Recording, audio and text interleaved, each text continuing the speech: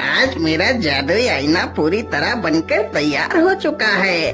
अब मैं पूरी दुनिया पर राज करूंगा, लेकिन उससे पहले मैं उस अच्छी जादूगरनी को बंदी बनाऊंगा। तुम चिंता मत करो बेटा, सब कुछ ठीक हो जाएगा। अरे ओ जादूगरनी, आजकल तुम्हारे भलाई के चर्चे तो पूरे राज्य में हो रहे हैं। थोड़ा सा हमारा भी भला कर दो। अरे दुष्ट जादूगर, तू फिर से आ गया। आज तो मेरे हाथों से नहीं बच पाएगा। जादूगरनी तुरंत अपने जादुई छड़ी से उसके ऊपर वार करती है, लेकिन जादूगर अपना आईना सामने कर देता है तो वह अच्छी जादूगरनी उसी आईने के अंदर चली जाती है। ओ दुष्ट जादूगर, मुझे यहाँ से बाहर निकाल। मेरी अच्छी जादूगरनी, अब इसी आईने में सड़ती रहो पूरी जिंदगी। अब तो मैंने इस जादूगरनी को कैद कर लिया है। चलो अब महाराज को बंदी बनाता हूँ और खुद इस राज्य का राजा बन जाता हूँ।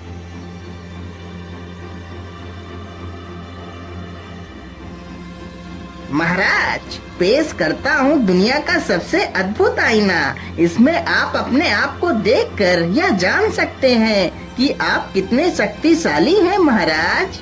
हाँ हाँ जादूगर, क्यों नहीं, मैं इसमें जरूर देखना चाहूँगा आखिर मैं कितना शक्तिशाली हूँ। राजा चुपचाप आईने के सामने जाता है, तभी वह उसी आईने में समा जाता है। अरे ये क्या, महाराज तो आईने के अंदर चले गए।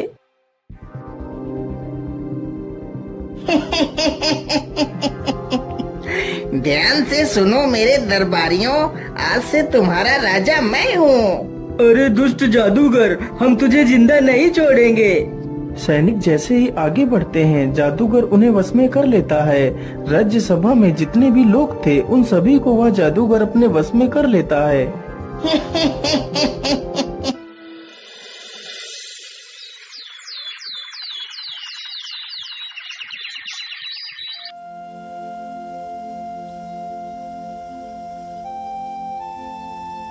बेटा, तुम रोज रोज ऐसे कब तक भटकते रहोगे? मेरी मानो तो तुम्हें महाराज के पास जाना चाहिए। वह तुम्हें जरूर किसी नौकरी पर रख लेंगे। वह बहुत दयालु हैं। हाँ माँ, आप बिल्कुल ठीक कहती हो। आज मैं महाराज के पास ही चला जाता हूँ। इतना सोचकर रमेश एक पोटली में खाना बांधता है और राजा से मिलने के लिए निकल पड़ता है।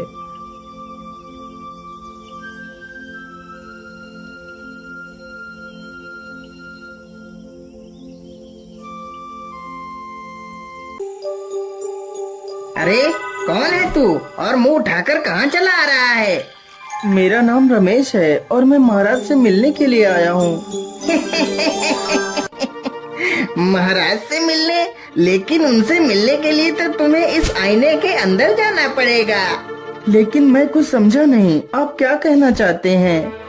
मैं यही कहना चाहता हूँ कि मैंने तुम्हारे महाराज को बंदी बना लिया है और अब मैं खुद इस राज्य का राजा बन गया हूँ। वैसे तो मैं एक जादूगर हूँ। अरे दुष्ट जादूगर, तू मेरे महाराज को छोड़ दे, नहीं तो मैं तुझे जिंदा नहीं छोड़ूंगा।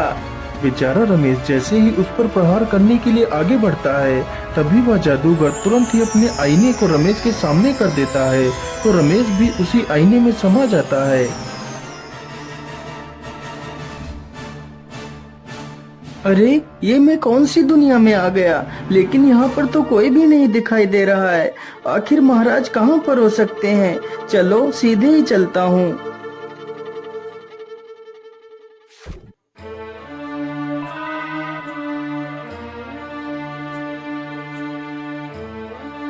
रमेश चलते चलते एक जंगल से गुजरता है। ओफो, चलो जाओ यहाँ से। अब तुम दोनों बड़े हो चुके हो। अब तुम दोनों को हम खाना नहीं खिला सकते, इसलिए तुम दोनों को खाना ढूंढकर खुद खाना चाहिए। लेकिन पिताजी, अभी तो हम खाना ढूंढ नहीं सकते। कुछ दिनों के लिए हमें और रुक जाने दीजिए। लेकिन कौवा जान चुका था कि उसके दोनों बच्चे अब खुद पर निर्भर होने के काबिल हो चुके हैं, इसलिए कौवा अब उन दोनों बच्चों को अपने ऊपर निर्भर नहीं रखना चाहता था। इसलिए कौवा उन दोनों को भगा रहा था। कौवे की ये सारी करतूतें रमेश नीचे खड़े होकर सुन रहा था। अरे ये कौवा तो अपने बच्चों को खाना देने से मना कर रहा है, इसे ऐसा नहीं करना चाहिए। चलो भागो तुम दोनों यहाँ से, नहीं तो मैं तुम दोनों को चोंच मार मार कर भगाऊंगा।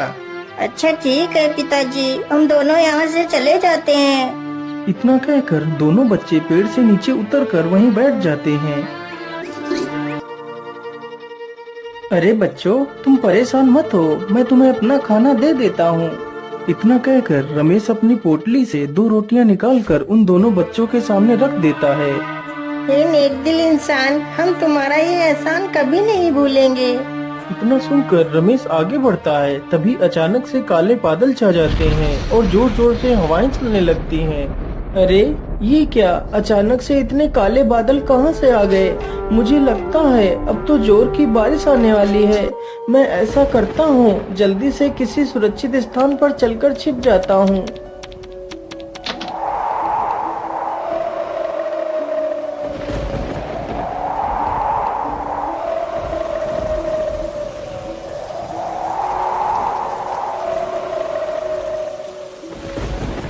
अरे उधर तो एक झोपड़ी है, चलो जल्दी से उस झोपड़ी में चलकर छिप जाता हूँ। रमेश जल्दी से उस झोपड़ी में जाकर छिप जाता है। ओहो, आज तो मैं कितना थक गया हूँ। मैं ऐसा करता हूँ, इसी स्थान पर थोड़ा सा आराम कर लेता हूँ। इतना कहकर वह जमीन पर लेट जाता है और सो जाता है। अरे भैया, जिस भले आदमी ने हमें खाना खिलाया था वह कालिया की झोपड़ी की तरफ गया है। अगर कालिया आ गया तो उस भले आदमी को वो नुकसान पहुंचा सकता है। हमें जल्दी ही उस झोपड़ी में चलना चाहिए। इतना कहकर वे दोनों झोपड़ी की तरफ निकल पड़ते हैं। वह झोपड़ी एक सर्प की थी। अरे यह मेरे घर में कौन सो रहा है? इसकी इतनी हिम्मत कि मेरे घर में सोए। मैं इसे जिंदा नहीं छोड़ूंगा। इतना कहकर वह सर्प उसे डसने के लिए आगे बढ़ता है। तभी वह दोनों बच्चे वहां पर आ जाते हैं और उस सर्प की पूंछ पकड़ लेते हैं। ओहो, ये इतनी जोर जोर से कौन चिल्ला रहा है? मुझे सोने दो। अरे राम राम राम, ये कितना जहरीला सर्प है। क्या करूं, क्या करूं? रमेश तुरंत ही पास में पड़े एक पत्थर को उठाता है और सर्प के ऊपर पटक देता है, जिसकी वजह से सर्प मर जाता है। अरे बच्चों, तुम्हारा बहुत बहुत धन्यवाद। यदि आज तुम दोनों नहीं होते तो मैं आज इस सर्प के हाथों मारा जाता। इतना कहकर रमेश आगे के लिए निकल पड़ता है। वह चलते चलते समुद्र के किनारे से गुजरता है। तभी वह देखता है एक मछली पानी के बाहर पड़ी है और तड़प रही है। यह देखकर रमेश को उस पर दया आ जाती है। अरे राम राम राम, ये मछली तो समुद्र की लहरों की वजह से बाहर आ गई है। चलो इसे वापस पानी में छोड़ देता हूँ। रमेश तुरंत उस मछली को उठाता है और पानी में छोड़ देता है। अरे युवक, तुम महान हो, तुमने मेरी जान बचाई। मैं तुम्हारा यह उपकार अपने पूरे जीवन नहीं भूलूंगी। तुम्हें जब भी मेरी मदद की आवश्यकता पड़े तो तुम मुझे जरूर याद करना। ए मछली, मैं यहाँ पर अपने महाराज को ढूंढने के लिए आया हूँ। क्या तुम हमारे महाराज को ढूंढने में मेरी मदद करवा सकती हो? हाँ हाँ, मैं जानती हूँ। तुम यहाँ से सीधे चले जाओ, वहाँ पर एक जादुई गुफा आएगी, तुम उसी में चले जाना। तुम्हें वहीं पर महाराज मिल जाएंगे। मछली की यह बात सुनकर रमेश सीधे उसी दिशा में चला जाता है।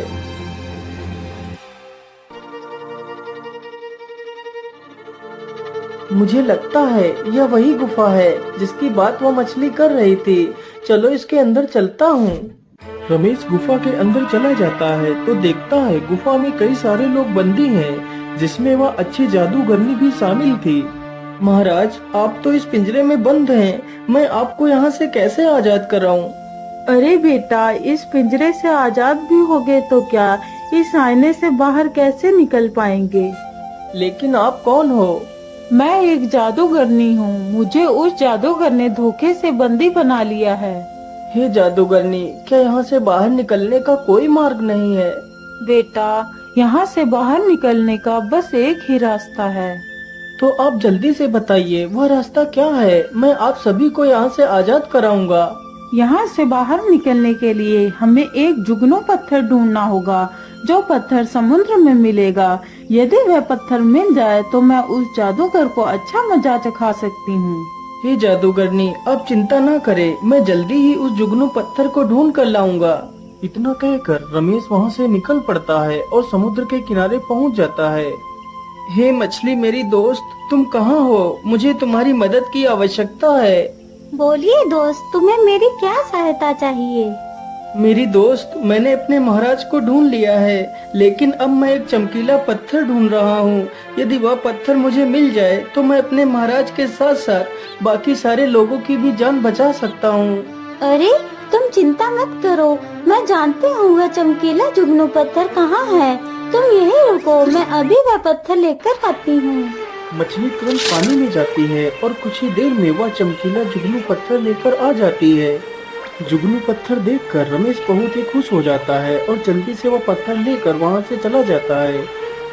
ये लीजिए जादूगरनी, मैं उस जुगनू पत्थर को ले आया हूँ। जादूगरनी तुरंत उस जुगनू पत्थर को अपनी छड़ी से स्पर्श कराती है तो जुगनू पत्थर उसी छड़ी में समा जाता है, तो वह और भी ज्यादा शक्तिशाली हो जाती है। जादूगरनी का पिंजरा अपने आप ही नष्ट हो जाता है। फिर वह सभी को आजाद करा देती है। अरे जादूगरनी, हम यहाँ से आजाद तो हो गए, लेकिन हम यहाँ से बाहर कैसे निकलेंगे? महाराज, यह एक जादुई नगरी है। यहाँ से बाहर जाने के लिए हमें उस अनोखे झरने के पास चलना होगा। सारे लोग जल्दी ही उस झरने के पास जाते हैं। लेकिन यहाँ पर तो कोई रास्ता नजर नहीं आ रहा है। महाराज, आप फिक्र मत करिए, मैं अभी रास्ता बनाती हूँ। जादूगरनी ने तुरंत ही अपनी जादुई छड़ी से एक रास्ता बना दिया। फिर सारे लोग उसी रास्ते के अंदर चले जाते हैं। अरे ऐसे कैसे नहीं देगा? सैनिकों, तुम जल्दी से जाओ और मोहन को पीटते हुए मेरे पास लेकर आओ।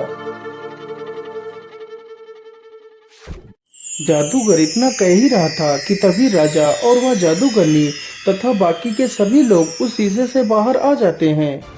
अरे रे रे रे, ये क्या? ये सारे लोग बाहर कैसे आ गए? चलो कोई बात नहीं, बाहर तो निकल आए, लेकिन अब तुम लोग जीवित नहीं बचोगे। जादूगर तुरंत अपनी जादुई छड़ी से उन सब पर अपना वार करता है, लेकिन तभी वह जादूगरनी उसके वार को रोक लेती है। अरे मूर्ख जादूगरनी, तू मेरे रास्ते से हट जा। मेरा तुझसे कुछ भी लेना देना नहीं है। यदि तू मेरे रास्ते से नहीं हटी तो मैं तुझे खत्म कर दूंगा। जादूगरनी ने तुरंत अपना वार किया तो वह दुष्ट जादूगर एक तोता बन जाता है और एक पिंजरे में कैद हो जाता है। महाराज, अब ये दुष्ट जादूगर आपको कभी भी परेशान नहीं कर पाएगा। हे जादूगरनी, तुम्हारा बहुत बहुत धन्यवाद। मैं तुम्हारे इस उपकार को कभी नहीं भूलूंगा। इतना सुनकर वह जादूगरनी उस तोते के पिंजरे को उठाती है और वहाँ से चली जाती है। लेकिन बेटा, तुम कौन हो और तुम अचानक से उस आईने में कहां से आ गए थे? महाराज, मेरा नाम रमेश है और मैं आपके राज्य में ही रहता हूँ। फिर रमेश अपनी सारी कहानी राजा को सुनाता है। अरे रमेश, तुम बहुत ही बहादुर हो। मैं तुमसे बहुत प्रसन्न हुआ।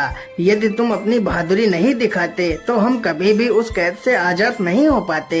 इसलिए आज से तुम मेरे विशेष अंगरक्षक हो। उसी दिन से रमेश राजा का विशेष अंगरक्षक बन जाता है।